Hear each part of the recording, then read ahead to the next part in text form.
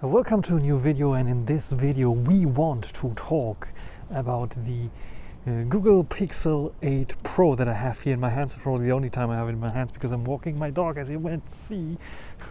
He's like pulling. There you go. See, pulling.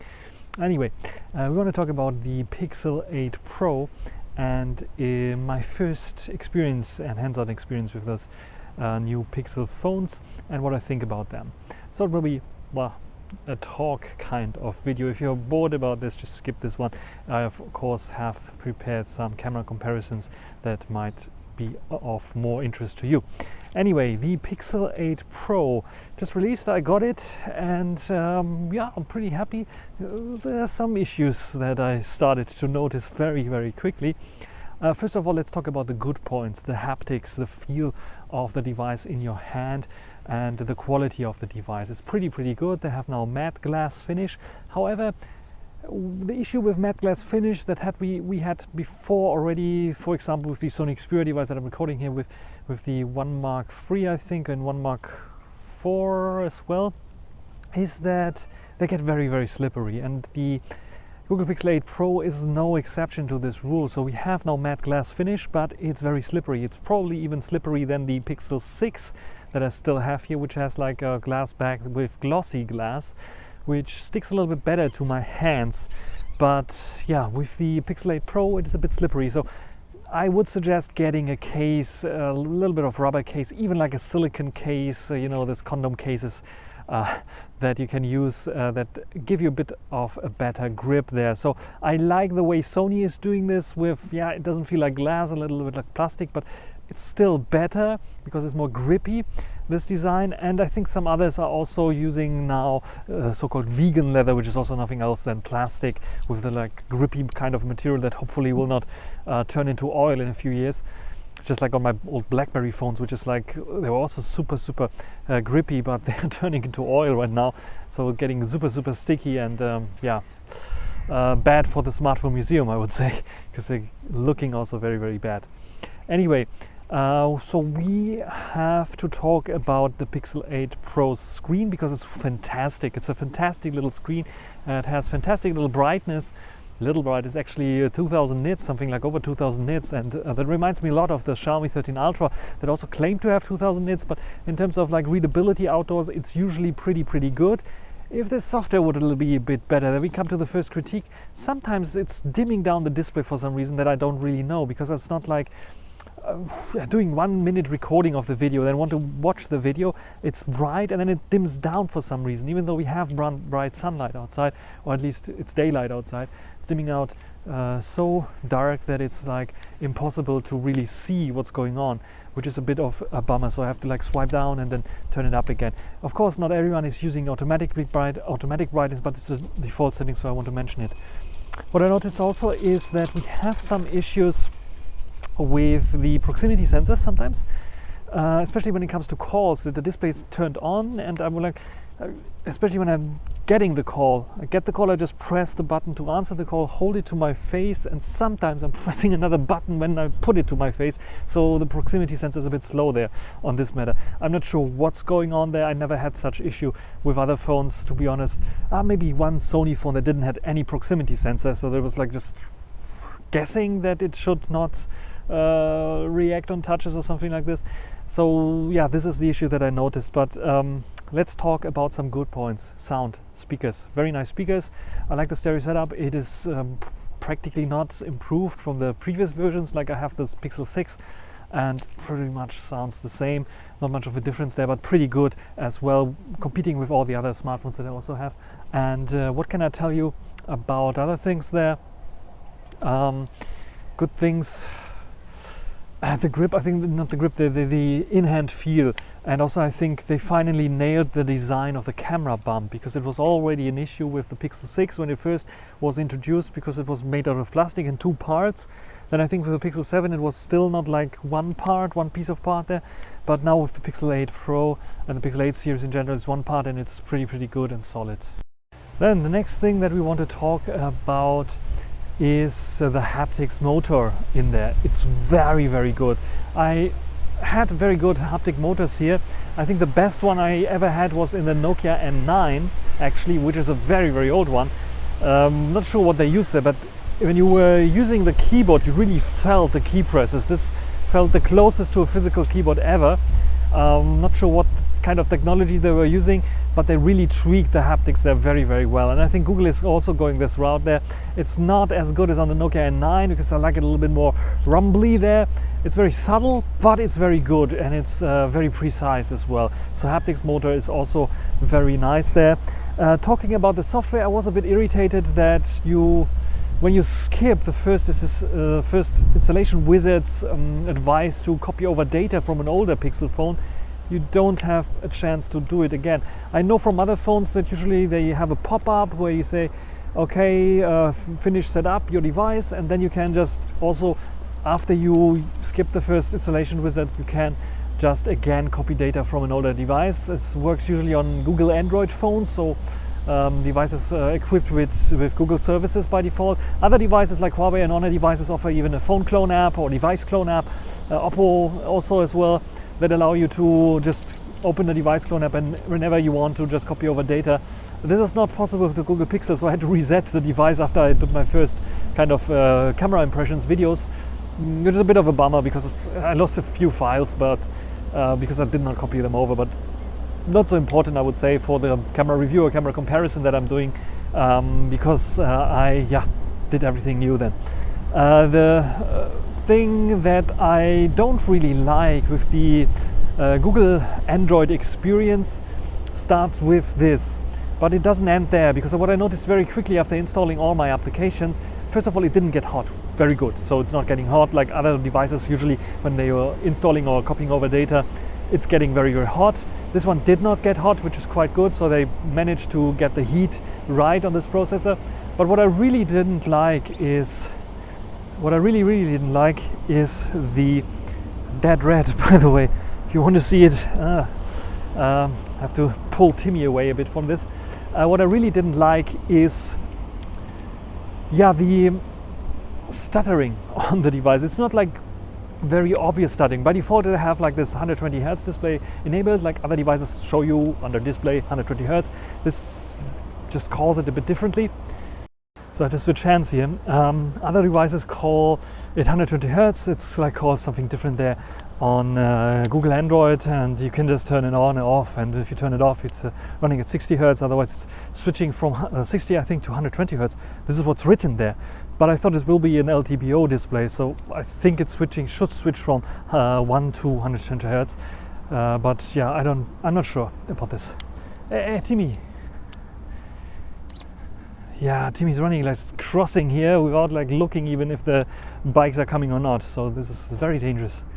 Otherwise, what we have is the issue with micro stutters. Even if you turn it down to 60 Hz, I also noticed it's not like a big deal where you think everything's stuttery, but if you're using other phones, other devices, it really becomes apparent that scrolling through long lists like Mastodon, Twitter, or X, how it's called now, even YouTube, which is a Google native app, it is stuttering. It has some kind of micro stutters, which is like super annoying, because even mid-range devices that they don't have LTPO displays. Maybe it's an LTPO display issue, but they don't have the stutters. So they're running fluid 120 Hz.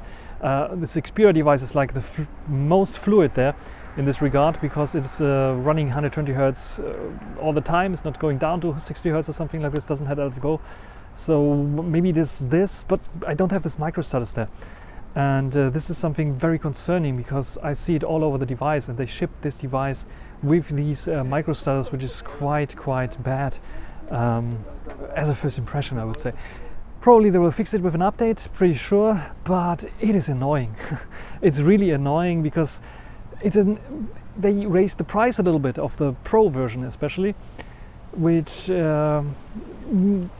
I just expected it to work like a Galaxy S23 Ultra, like Xperia 1 Mark V, then recording here with a Mate 60 Pro or P60 Pro and other devices, but it's not even competing against the mid-range devices when it comes to the validity of the operating system itself and all the applications running there, which is, I think, a major bummer that I really don't like with the Pixel 8 Pro, that they really have to fix. And now we come to something else that I can tell you a little bit, maybe give you a sneak peek on, and these are the cameras. I noticed the camera angle wasn't good on the last piece a little bit, so I switched to the ultra wide angle, so it should be a lot better. I can hold it a little bit closer to me and you can still see me without any issues. And yeah, we are going through the park here, over the street. Yeah, the old microstutter issue is, I think, a big thing, but we talk about the cameras now, and I give you a sneak peek on the camera impressions that I have. You saw already the comparison with the iPhone 15 Pro Max in terms of video, and I was like a bit surprised that we have so much contrast added to the device itself. It is over sharpening a little bit there, but I don't see this as a big issue there. What I see really as an issue is really the over contrasty kind of look that is like giving you too much blacks, because my shirt is a bit black for sure, but with the sky blue there, sun shining, it is appearing to be a little bit lighter black. It's not completely dark black like it should be in the night, for example, where it is then, or should be, completely dark. Let's go here. And yeah, this is something that I really don't like so much. This kind of style for photography makes maybe a little bit of sense, because Xiaomi, for example, is also doing this with their Leica look that has also this bit of contrast added. But on the Google Pixel, it looks a bit weird, especially in the video mode. In photo mode, I think it might be a style, but in video mode, it's just simply not looking good there. And I was really surprised how bad the selfie video looked like. I think the major issue is, because I did some tests, it's not the selfie video camera being super bad. I think it's really the software fighting against the lens flare effects. This is, I think, the major thing here. So we have an issue with the lens flare and coating on the front-facing camera that the iPhone did not suffer so much from. But yeah, this is something that we have to see how it will develop with further updates. Maybe they can fix it in software somehow. So this is the video mode. What about pictures? Pictures in general, I think, look good. I like the 5x zoom, actually. It's working quite nice, but I was really impressed by the in-between zooms, because this is something where, for example, the iPhone fails because the quality is getting very bad. In-between zooms means like 3x zoom or something like this. Even 2x zoom looks still good, but 3x, 3.5x zoom, such things where others have maybe physical camera lenses, is something that we don't have with the Pixel, but the Pixel still can do and perform good zooms at 3x, which is quite nice. So they're using their super resolution zoom, or how they call this technology, what they're using there. And yeah, this is working pretty fine. And yeah, the other thing that I can tell you about is that I did a comparison with the iPhone 15 Pro Max already, not only the video comparison, but also the comparison regarding photos and so on. And the only thing I have to do is like upload it and cut it, maybe. Cut it and upload it, this way around.